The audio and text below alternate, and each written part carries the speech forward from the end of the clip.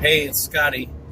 Well, I'm headed to DJ's Fin and Paws, and right after I did my fish loach rescue, the rescue itself got sold, and it got sold to uh, a family that turned it into a pet store. And long story short, one of those people ended up in jail, and I got a message from the previous people who ran the rescue, and they said that the animals have been unattended for a long period of time. Now, luckily, I have a friend that lives fairly close to the rescue there, and so she's headed over there with some kind of carriers, and we're going to try to save the guinea pigs. And then animal control has given the owners 14 days to either get the place up to code or to get rid of the animals, and it's just so insane. But I'm racing over there right now, and we'll see what happens when we get there. I stopped by the shop just to see if anything was still going on there, and then it was on to my friend's house to pick up the guinea pigs and assess the situation.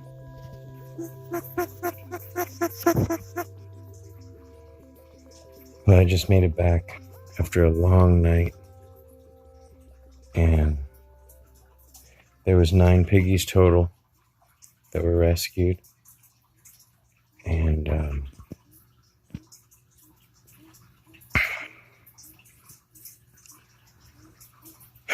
this one girl has a really bad respiratory infection. You can hear that.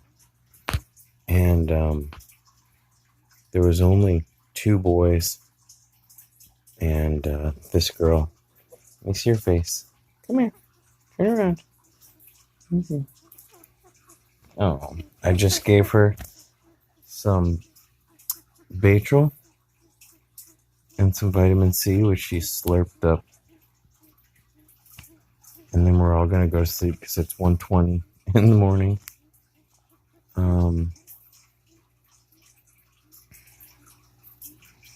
We got all the guinea pigs out of there. The guy who is running the store right now, he said he wanted to keep 2 of the guinea pigs because there was an adopter that wanted them. But the reality is he just wanted to keep them as a breeding pair because it was a boy and a girl, and the girl was pregnant. And I said, we will adopt them. Your adopter will get first priority, but we're taking them, and they can apply to adopt through our rescue. And he didn't even give us that information, so it was obvious that it was a lie. I'm so mad, but I'm grateful that these piggies are okay. All the girls are pregnant except this one. Well, this one's on pregnancy watch, but she's probably not pregnant because she's so sick and so underweight. Here we go. I love these pop-up playpens. In a minute, you can have a really nice setup. So she's got a house to feel safe. Hay, pellets, water. I'm sure her opinion of people is not very good at this point. So I want to explain basically everything that I know about what happened, and I'm a little upset, and I'm going to try to be diplomatic, but at this point I think honesty and telling the truth is more important than possibly hurting some feelings. But okay, so these 2 boys, I assume, are getting to know each other for the very first time. So as you guys know, I rescued a fish, a loach, from a pet shop out here in the desert. Well, actually, it was a rescue. This is the foreshadowing. So it was a rescue, And I made a whole video on this rescue adventure, finding this fish at this rescue, finding the fish on Pet Finder. And then while I was there, I actually rescued 2 other hamsters that were there. So a couple weeks, it's just so crazy. Only a couple weeks after I rescued those animals, I reached out to the owner and I said, hey, I just want to check on the guinea pigs. And if there's anything that I can do, because I drive 3 hours to the LA Guinea Pig Rescue. I drive 3 hours to We Companions, and I'm driving all over California to help animals, regardless of where they are, really. And I've been driving even to Arizona. And so I just reached out saying, hey, I'd like to help in any way that I can. And the owner of the rescue informs me that they had just sold the business. They sold the name of the rescue, and they gave up the lease to some people who owned another shop nearby. So what I said is, that must be overwhelming to basically get a shop full of animals. And I said, let's help. I'd like to try to get as many of those animals to various other dedicated rescues. And then they informed me that the owner has turned it into a pet shop. So any animals that were there basically now a product instead of, animals in a sanctuary looking for a good home. So I said, that's unethical, but why don't we try to get all those animals out there? And if they, they want to sell fish, they want to sell whatever animals ethically, that's none of my business. But all these animals that were there, it doesn't make sense for somebody to try to have, because at that pet shop, they had guinea pigs, they had various types of lizards, they had fish, they had turtles. Anyways, long story short, I've been trying to help them. There was rats there. I've been trying to help them. And I got a 911 message from the previous owners saying, basically, animal control raided the shop. Ooh, you smell that arugula? That smells great. This one, that's arugula. You like it? I love arugula. Spicy though. I got a message saying that animal control had raided them and that animal control was there and was shutting them down. And my first concern was, what if animal control impounds all the animals? But basically what happened was one of the new owners got arrested, and apparently the other owner the son of the owner was either not taking care of the animals or not even showing up, because guinea pigs did not have food or water. The aquariums, the water had evaporated and the filters were not on, and the aquariums had algae in them, and it was just a horrible mess. So I rushed over there, and luckily I had a friend there that was able to get there sooner, that was able to help. And now we were able to take out all the guinea pigs. And the guinea pigs, the boys are with me, and one girl that has a really horrible case of pneumonia. This breathing is horrible. It's killing me.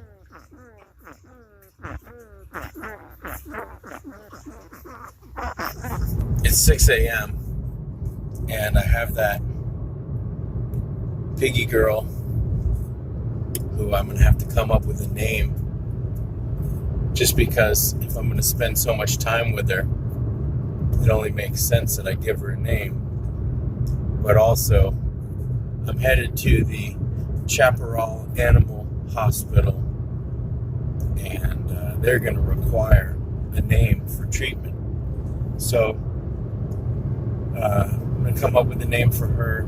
She's the sweetest little Abyssinian girl.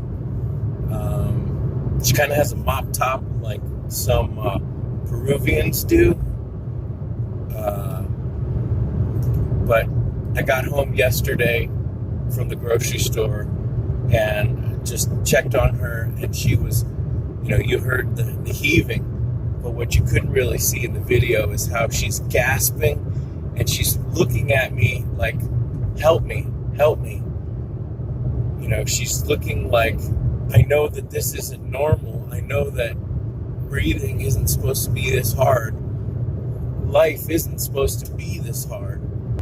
Well, I got to the animal hospital exactly at 8, I think 8:02. The sign still said closed, and there was a woman sitting behind the desk, and she said that there wasn't going to be a doctor in for another hour, and that they didn't take emergency appointments, and she recommended that I go to the VCA, which,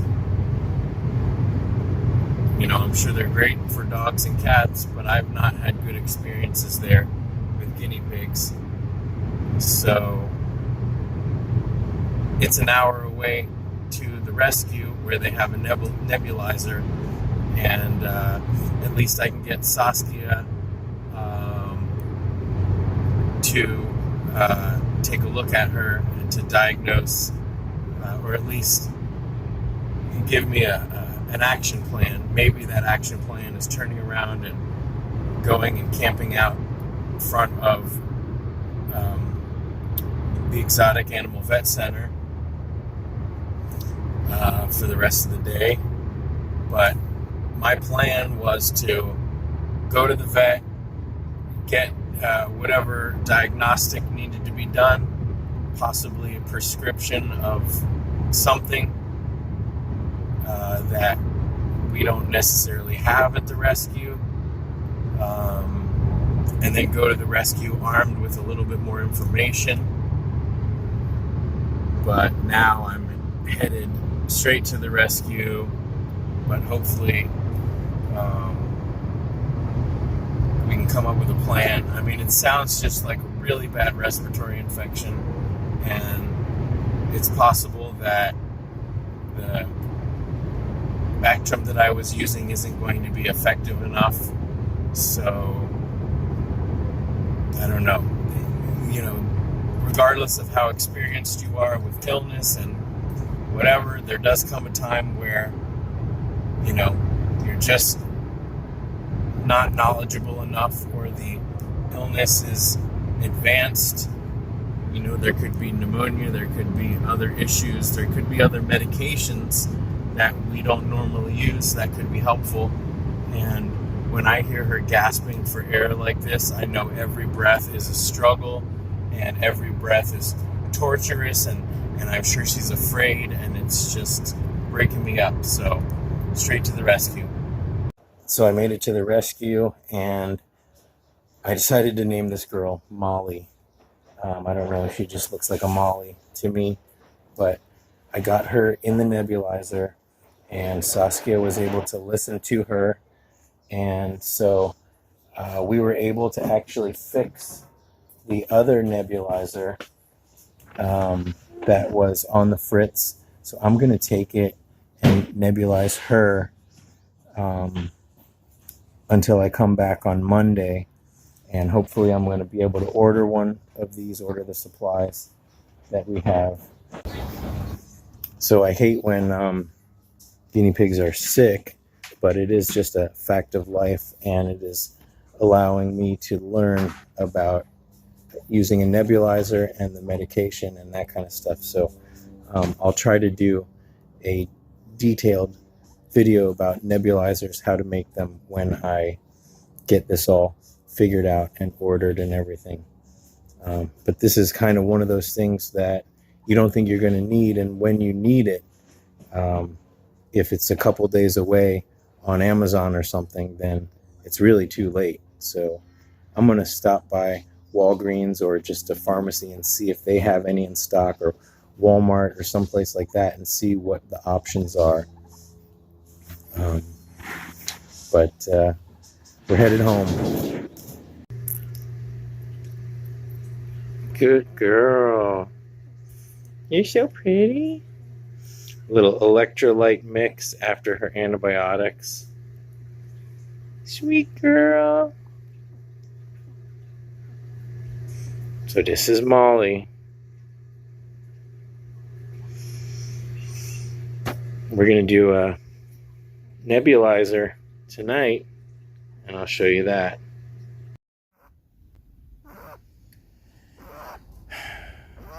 She sounds awful. It's time for her nebulizer. It is heartbreaking to see her like this. To see her looking at me, wondering what's wrong, and not being able to breathe. And I'm doing everything I can.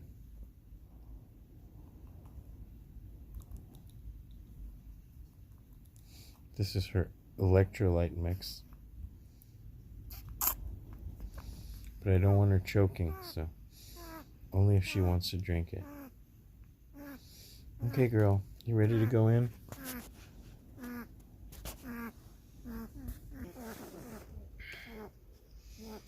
Okay. So this is the makeshift nebulizer. It's basically, there's the medicine in there. This is like a little dog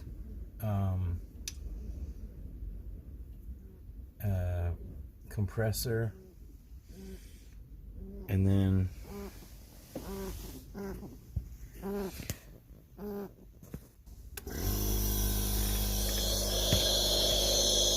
so you can see that it's working.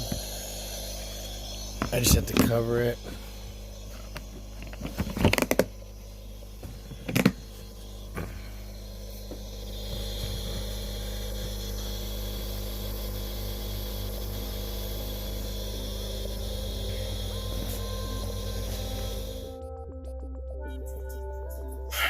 So on top of all the animals that I've been rescuing, I have the piggies here.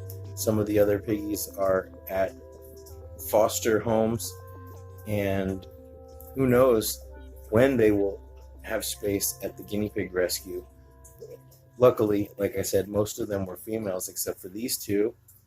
So hopefully that will help any of the pregnant mamas and babies. There might be space for them.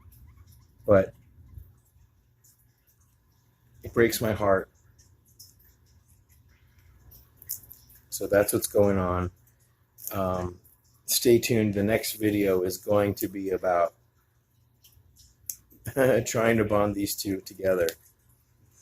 So that's what I'm going to try to do. So stay tuned for this full-on bonding video, because this little boy, maybe he's still just young enough to not put up a fight, and maybe this guy is a gentleman enough to not, bully this little baby, and maybe I can put them together so they're not lonely, so that we can consolidate some of the space. And stay tuned for that video. So I will put all of my rescue, not all of my rescue adventures, but a big playlist full of rescue adventures, and it just keeps growing. So check out that playlist. Some of these adventures start out sad, but then they have a happy ending, because we're committed to taking care of these piggies and finding them good homes and giving them the best care and the best life we can. So until next time, thank you guys so much for your support, and thanks for watching.